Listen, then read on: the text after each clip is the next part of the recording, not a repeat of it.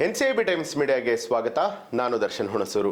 ಭಾರತದ ಉಕ್ಕಿನ ಮನುಷ್ಯ ಸರ್ದಾರ್ ವಲ್ಲಭಭಾಯ್ ಪಟೇಲ್ ಅವರ 150ನೇ ಜನ್ಮದಿನಾಚರಣೆ ಪ್ರಯುಕ್ತ ಇಂದು ಇಡೀ ರಾಷ್ಟ್ರವು ಅವರಿಗೆ ಗೌರವವನ್ನು ಸಲ್ಲಿಸ್ತಾ ಇದೆ.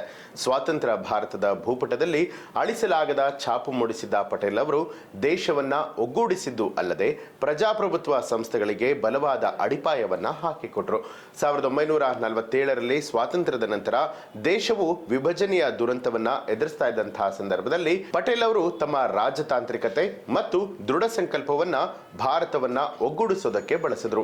ಹಾಗಾಗಿ ಅಕ್ಟೋಬರ್ 31ನೇ ತಾರೀಕಿನಂದು ಏಕತಾ ದಿನ ಅಂತ ಹೇಳಿ ದೇಶದಾದ್ಯಂತ ಆಚರಣೆ ಮಾಡಲಾಗುತ್ತೆ. ಅದರಂತೆ ಇಂದು ಬೆಂಗಳೂರಿನ ನಗರ ಪೊಲೀಸ್ ಕೇಂದ್ರ ವಿಭಾಗ, ಕಬ್ಬನ್ ಪಾರ್ಕ್ ಉಪವಿಭಾಗ ಹಾಗೆ ವಿಧಾನಸೌಧ ಪೊಲೀಸ್ ಠಾಣೆ ಜೊತೆಗೂಡಿ ಸರ್ದಾರ್ ವಲ್ಲಭಾಯ್ ಪಟೇಲ್ ಅವರ 150ನೇ ವರ್ಷದ ಜನ್ಮ ಸ್ಮರಣಾರ್ಥ ಆಚರಿಸಲಾಗುವ ಘೋಷ ವಾಕ್ಯಗಳೊಂದಿಗೆ ರಾಷ್ಟ್ರೀಯ ಏಕತಾ ದಿನವನ್ನ ಮಹಿಳಾ ಪೊಲೀಸ್ ಅಧಿಕಾರಿ ಝೈದಾ ಅವರ ಮುಂದಾಳತ್ವದಲ್ಲಿ ವಿಧಾನಸೌಧದ ಮುಂಭಾಗದಲ್ಲಿ ಅರ್ಥಪೂರ್ಣವಾಗಿ ಆಚರಿಸಲಾಯಿತು.